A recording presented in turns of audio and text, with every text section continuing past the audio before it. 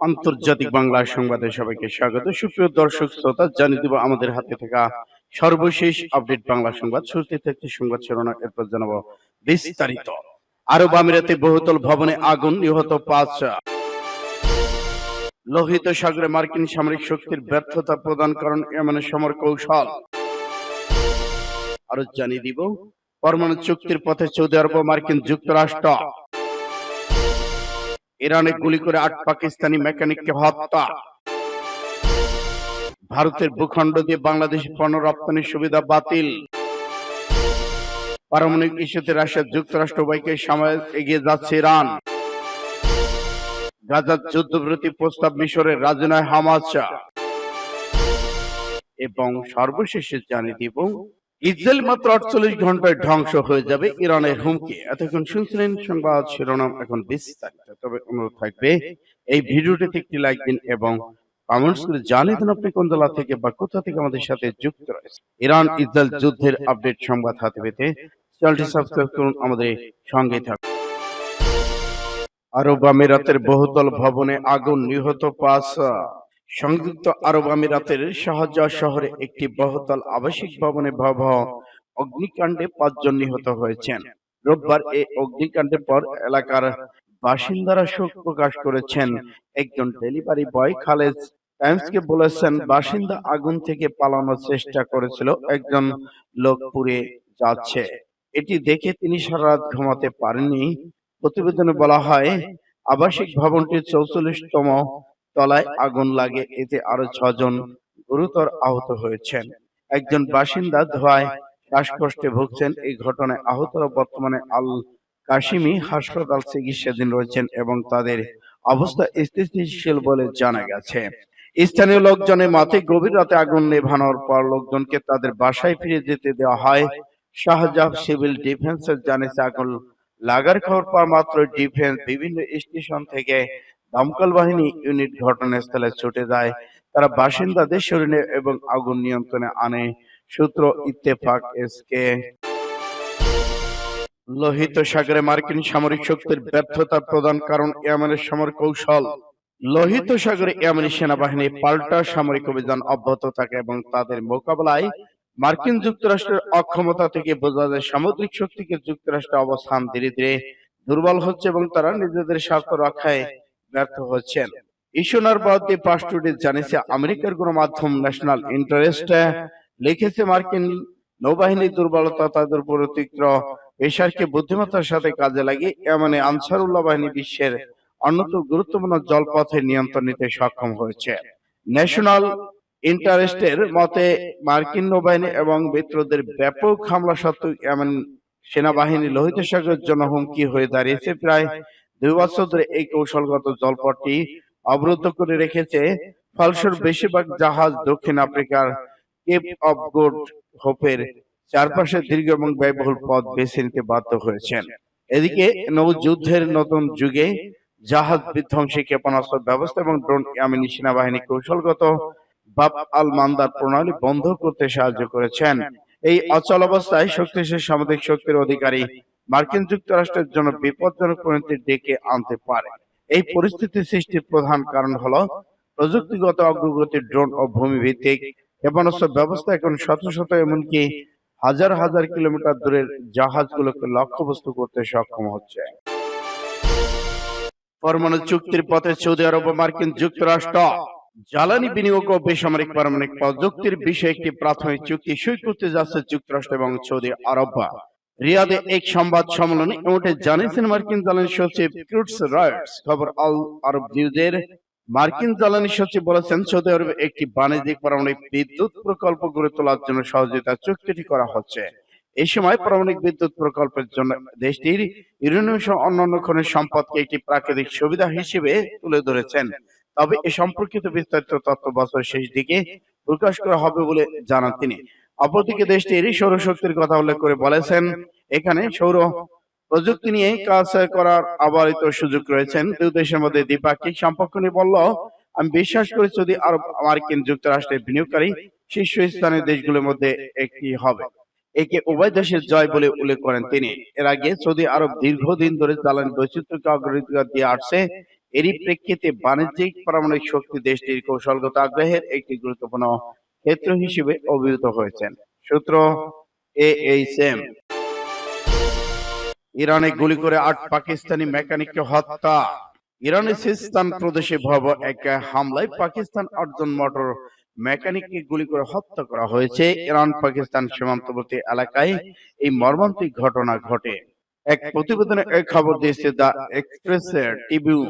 নিহত সকলেই পাকিস্তান বাহাওয়ালপুর জেলার বাসিন্দা এবং স্থানীয় একটি গ্যারেজে গাড়ি রং করা পুলিশ ও মেরামতের কাজে নিয়োজিত ছিলেন তারা।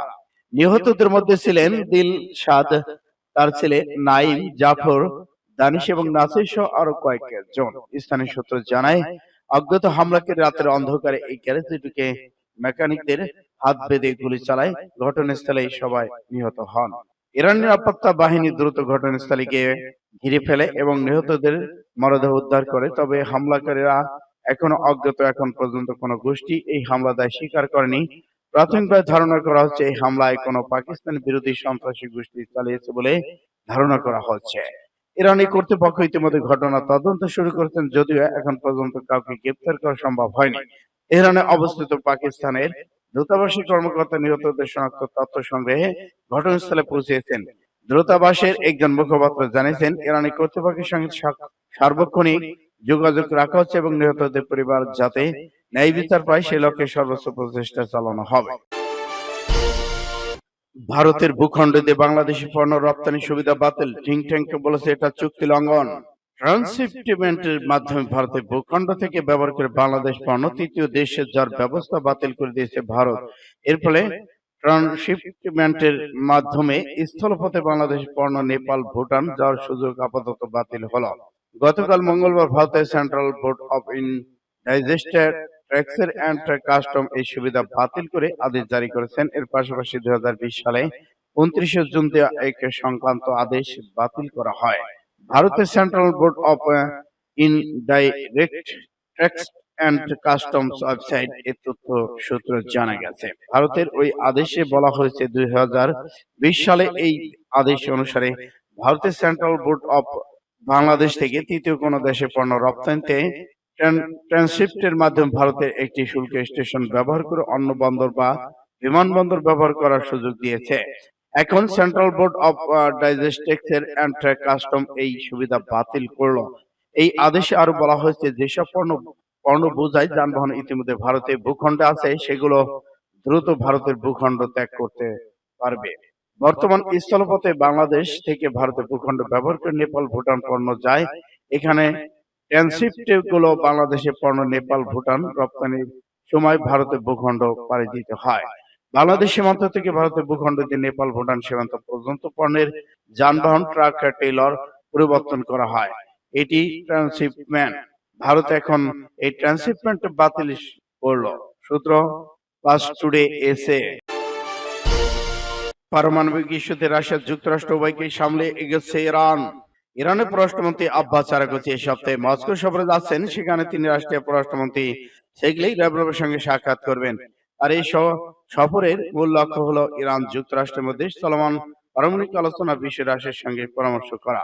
সোমবার তেহরানে দেশটির পররাষ্ট্র মন্ত্রণালয়ের মুখপাত্র ইসমাইল বাঘাই সাংবাদিকদের এক তথ্য জানান।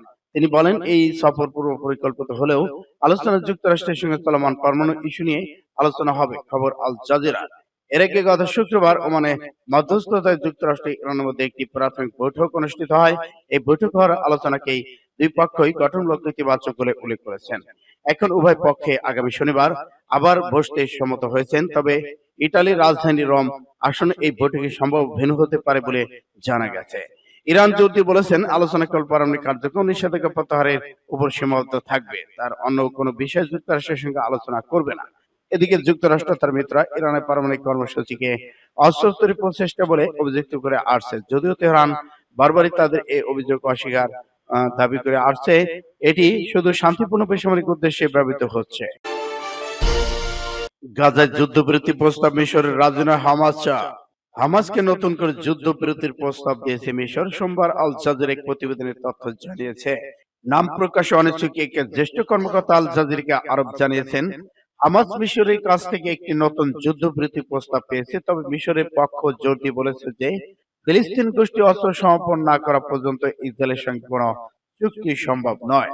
ওই কর্মকর্তা আর বলেন, মিশরের প্রস্তাবে আমাদের প্রতিনিধি দল বিস্মিত হয়েছেন। তাদের প্রস্তাবের প্রতিরোধ নিরস্ত্রীকরণের বিষয় অন্তর্ভুক্ত। মিশর এবং আমাদের জানিয়েছে যে প্রতিরোধের নিরস্ত্রীকরণ নিয়ে আলোচনা না করে যুদ্ধ বন্ধে কোনো চুক্তি হবে কিনা সেটি জানাতে হবে। হামাস তার অবস্থানে অনার, যে কোনো চুক্তি হওয়া উচিত গাজা ইসরায়েল যুদ্ধ বন্ধ এবং ফিলিস্তিন ভূখণ্ড থেকে তাদের প্রত্যাহারকে কেন্দ্র করে। ওই কর্মকর্তা আরো বলেন, হামাসের অস্ত্র আলোচনার বিষয় নয়। ইসরায়েল বারবার জোর দিয়ে বলেছে যে যুদ্ধ শেষ করতে হলে হামাসকে অবশ্যই পরাজিত হতে হবে, যার মধ্যে অস্ত্র সমর্পণ অন্তর্ভুক্ত। সূত্র ইত্তেফাক। ইসরায়েল মাত্র 48 ঘন্টায় ধ্বংস হয়ে যাবে, ইরানের হুমকি। ইসরায়েলের বিভিন্ন শহরে গত 7 অক্টোবর হামলা চালায় ফিলিস্তিনি স্বাধীনতাকামী গোষ্ঠী হামাস। আল আকসা স্তম্ভ নামের এই অভিযানে মাত্র 20 মিনিটে 5,000-এর বেশি রকেট হামলা চালানো হয় ইসরায়েলে। এই হামলার কথা স্মরণ করে দিয়ে এবার ইসরায়েলকে নতুন করে হুমকি দিয়েছে ইরান। ইরানের ইসলামী রেভলিউশনারি গার্ড কর্পস আর জিসির commando chief major general Hossein Salami বলেছেন, আবার যদি আল আকসা স্তম্ভের মতো অভিযান চালানো হয় তাহলে ইসরায়েলকে ধ্বংস করতে মাত্র 48 ঘন্টা লাগবে। তেহরান টাইমস অফ বার্তা সংস্থা এএনআই এর বরাদ্দে ভারতের বিভিন্ন সংবাদ মাধ্যম সোমবার এই খবর জানিয়েছে।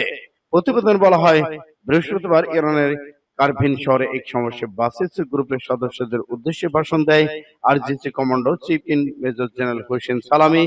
যদি আলাক্সা স্টপ অপারেশনের মতো আবার একটা হামলা চালানো হয়, ফিলিস্তিন আবার এগিয়ে যায়, তাহলে বিশ্বের রাজনৈতিক মানচিত্র থেকে ইহুদি রাষ্ট্রকে নিশ্চিহ্ন করে দিতে মাত্র 2 দিন সময় লাগতে পারবে। ইসলামী রেভলিউশনারি গার্ড কর্পসের সেনাদের উপর হামলার ঘটনার পরই এমন মন্তব্য করলেন হোসেন সালামি। এই হামলার জন্য ইসরায়েলি সেনাদের দায়ী করেছে ইরান। সূত্র পাঁচ টুডে।